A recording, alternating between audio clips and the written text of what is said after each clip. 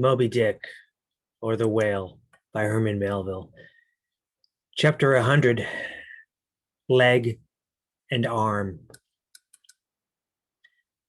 The Pequod of Nantucket meets the Samuel Enderby of London. "Ship ahoy! Hast seen the white whale?" So cried Ahab, once more hailing a ship showing English colors, bearing down under the stern. Trumpet to mouth, the old man was standing in his hoisted quarter boat, his ivory leg plainly revealed to the stranger captain, who was carelessly reclining in his own boat's bow. He was a darkly tanned, burly, good-natured, fine-looking man of 60 or thereabouts, dressed in a spacious roundabout that hung round him in festoons of blue pilot cloth, and one empty arm of this jacket streamed behind him like the broidered arm of a hussar's surcoat. "Hast seen the white whale? See you this?" And withdrawing it from the folds that had hidden it, he held up a white arm of sperm whale bone, terminating in a wooden head like a mallet. "Man my boat!" cried Ahab impetuously, and tossing about the oars near him, "Stand by to lower." In less than a minute, without quitting his little craft, he and his crew were dropped to the water and were soon alongside of the stranger. But here a curious difficulty presented itself. In the excitement of the moment, Ahab had forgotten that since the loss of his leg, he had never once stepped on board of any vessel at sea but his own. And then it was always by an ingenious and very handy mechanical contrivance peculiar to the Pequod, and a thing not to be rigged and shipped in any other vessel at a moment's warning. Now it is no very easy matter for anybody except those who are almost hourly used to it, like whalemen, to clamber up a ship's side from a boat on the open sea, for the great swells now lift the boat high up towards the bulwarks, and then instantaneously drop it halfway down to the kelson. So, deprived of one leg, and the strange ship, of course, being altogether unsupplied with the kindly invention, Ahab now found himself abjectly reduced to a clumsy landsman again, hopelessly eyeing to the uncertain, changeful height he could hardly hope to attain. It has before been hinted, perhaps, that every little untoward circumstance that befell him, and which indirectly sprang from his luckless mishap, almost invariably irritated or exasperated Ahab. And in the present instance, all this was heightened by the sight of the two officers of the strange ship, leaning over the side, by the perpendicular ladder of nailed cleats there, and swinging towards him a pair of tastefully ornamented man ropes. For at first they did not seem to bethink them that a one-legged man must be too much of a cripple to use their sea banisters.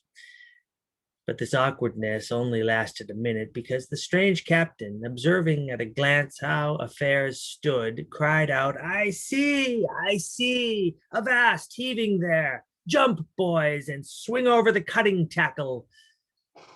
As good luck would have it, they had had a whale alongside a day or two previous, and the great tackles were still aloft, and the massive curved blubber hook, now clean and dry, was still attached to the end.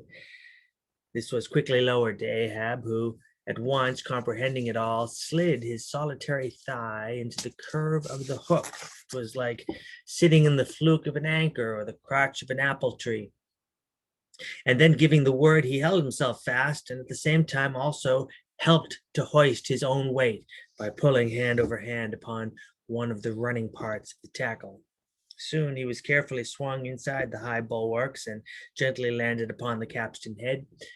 With his ivory arm frankly thrust forth in welcome, the other captain advanced, and Ahab, putting out his ivory leg and crossing the ivory arm like two swordfish blades, cried out in his walrus way, Aye, hearty, let us shake bones together. An arm and a leg, an arm that never can shrink, do you see, and a leg that never can run. Where didst thou see the white whale? How long ago?" "The white whale," said the Englishman, pointing his ivory arm towards the east, and taking a rueful sight along it, as if it had been a telescope.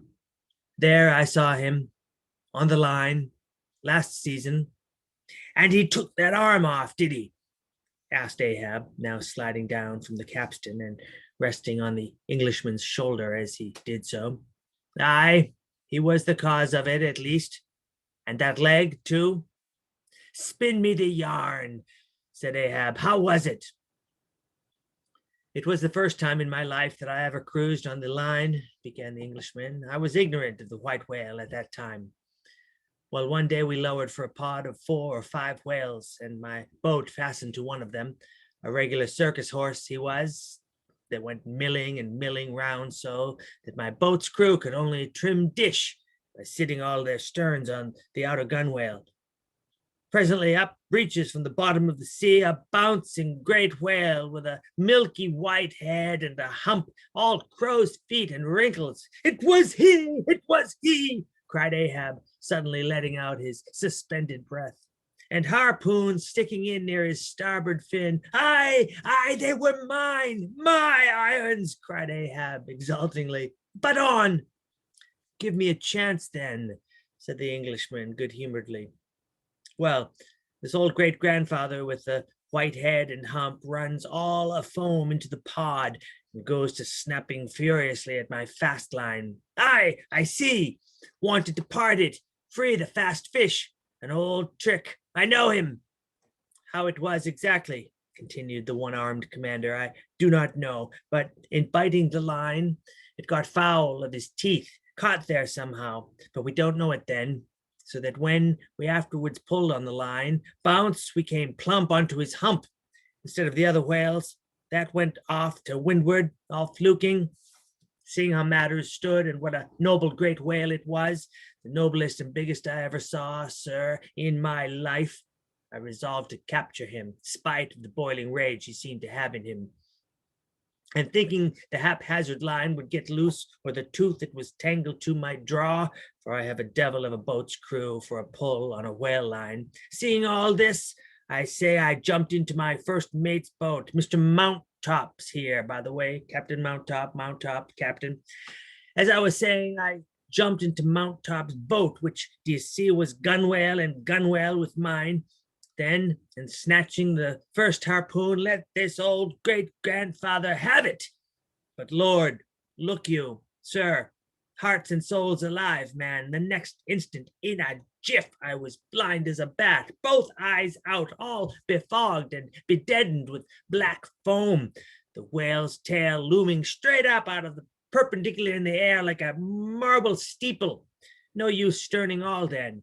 But as I was groping at midday with a blinding sun, all crown jewels, as I was groping, I say, after the second iron to toss it overboard, down comes the tail like a Lima tower, cutting my boat in two, leaving each half in splinters, and flukes first the white hump backed through the wreck as though it was all chips. We all struck out. To escape his terrible flailings, I seized hold of my harpoon pole sticking in him and for a moment clung to it like a sucking fish.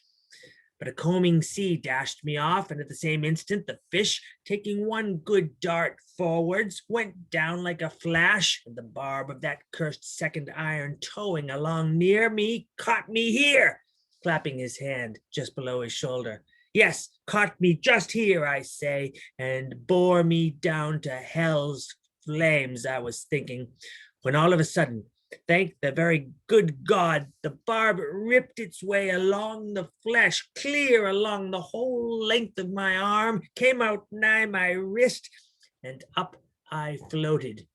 And that gentleman there will tell you the rest. By the way, Captain, Dr. Bunger, ship's surgeon, Bunger, my lad, the captain. Now, Bunger, boy, spin your part of the yarn. The professional gentleman thus familiarly pointed out had been all the time standing near them with nothing specific visible to denote his gentlemanly rank on board. His face was an exceedingly round but sober one. He was dressed in a faded blue woolen frock or shirt and patched trousers, and had thus far been dividing his attention between a marling spike he held in one hand and a pillbox held in the other, occasionally casting a critical glance at the ivory limbs of the two crippled captains. But at his superior's introduction of him to Ahab, he politely bowed and straightway went on to do his captain's bidding. It was a shocking bad wound, began the whale surgeon, and taking my advice, Captain Boomer here stood our old Sammy. Samuel Enderby is the name of my ship, interrupted the one-armed captain, addressing Ahab. Go on, boy. Stood our old Sammy off to the northward to get out of the blazing hot weather there on the line. But it was no use. I did all I could, sat up with him nights, was very severe with him in the matter of diet. Oh, very severe, chimed in the patient himself, suddenly altering his voice, drinking hot rum toddies with me every night till he couldn't see to put on the bandages and sending me to bed half seas over about 3 o'clock in the morning. Oh, ye stars, he sat up with me indeed and was very severe in my diet. Oh, and a great watcher and a very dietetically severe man is Dr. Bunger. Bunger, you dog, laugh out, why don't you? You know you're a precious jolly rascal. But here, heave ahead, boy. I'd rather be killed by you than kept alive by any other man. My captain, you must have ere this perceived, respected sir, said the imperturbable, godly-looking Bunger, slightly bowing to Ahab, is apt to be facetious at times. He spins us many clever things of that sort. But I may as well say, en passant, as the French remark, that I myself, that is to say, Jack Bunger, late of the reverend clergy, am a strict, total abstinence man. I never drank water, cried the captain. He never drinks water. It's a sort of fits to him. Fresh water throws him into the hydrophobia. But go on with the arm story. Yes, I may as well, said the surgeon coolly. I was about observing, sir, that before Captain Boomer's facetious interruption, that spite of my best and severest endeavors, the wound kept getting worse and worse. The truth was, sir, it was ugly gaping wound as a surgeon has ever seen, more than 2 feet and several inches long. I measured it with the lead line.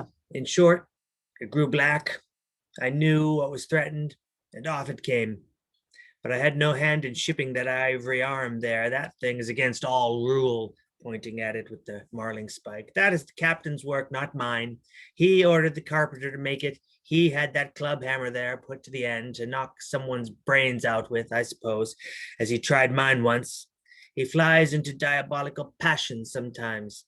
Do you see this dent, sir? Removing his hat and brushing aside his hair and exposing a bowl-like cavity in his skull, but which bore not the slightest scarry trace or any token of ever having been a wound. Well, the captain there will tell you how that came here. He knows. No, I don't, said the captain, but his mother did. He was born with it. Oh, you solemn rogue, you Bunger. Was there ever such another Bunger in the watery world? Bunger, when you die, you ought to die in pickle, Bunger, you dog. You should be preserved to future ages, you rascal. What became of the white whale? Now cried Ahab, who thus far had been impatiently listening to the byplay between the two Englishmen. Oh, cried the one-armed captain. Oh, yes. Well, after he sounded, we didn't see him again for some time. In fact, as I before hinted, I didn't then know what whale it was that had served me such a trick, till some time afterwards, when coming back to the line, we heard about Moby-Dick, as some call him, and then I knew it was he.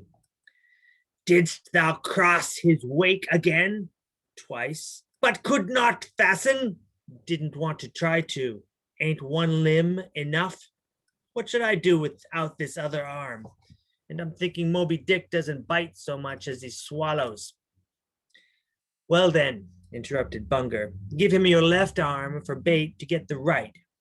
Do you know, gentlemen, very gravely and mathematically bowing to each captain in succession, do you know, gentlemen, that the digestive organs of the whale are so inscrutably constructed by divine providence that it is quite impossible for him to completely digest even a man's arm, and he knows it too, so that what you take for the white whale's malice is only his awkwardness, for he never means to swallow a single limb.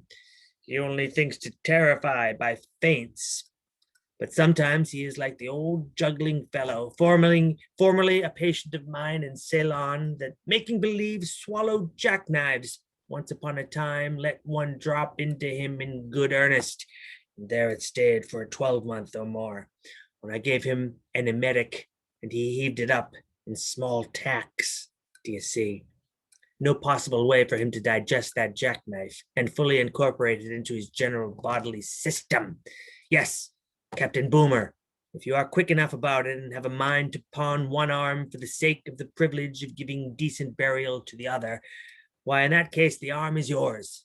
Only let the whale have another chance at you shortly, that's all. No, thank you, Bunger, said the English captain. He's welcome to the arm he has, since I can't help it and didn't know him then. But not to another one. No more white whales for me. I've lowered for him once, and that has satisfied me. There would be great glory in killing him, I know that, and there is a shipload of precious sperm in him. But hark ye, he's best let alone. Don't you think so, Captain? Glancing at the ivory leg. He is, but he will still be hunted for all that, said Ahab. What is best left alone? That accursed thing is not always what least allures. He's all a magnet. How long since thou sawest him last? Which way heading? Bless my soul, and curse the foul fiends, cried Bunger, stoopingly walking round Ahab and, like a dog, strangely snuffing. This man's blood. Bring the thermometer, it's at the boiling point. His pulse makes these planks beat, sir. Taking a lancet from his pocket and drawing near to Ahab's arm. Avast! Roared Ahab, dashing him against the bulwarks. Man the boat! Which way heading? Good God, cried the English captain, to whom the question was put. What's the matter? He was heading east, I think. Is your captain crazy? Whispering Fedallah. But Fedallah, putting a finger on his lip, slid over the bulwarks to take the boat's steering oar, and Ahab, swinging the cutting tackle towards him, commanded the ship's sailors to stand by to lower. In a moment, he was standing in the boat's stern, and the Manila men were springing to their oars. In vain, the English captain hailed him. With back to the stranger's ship and face set like a flint to his own, Ahab stood upright till alongside of the Pequod.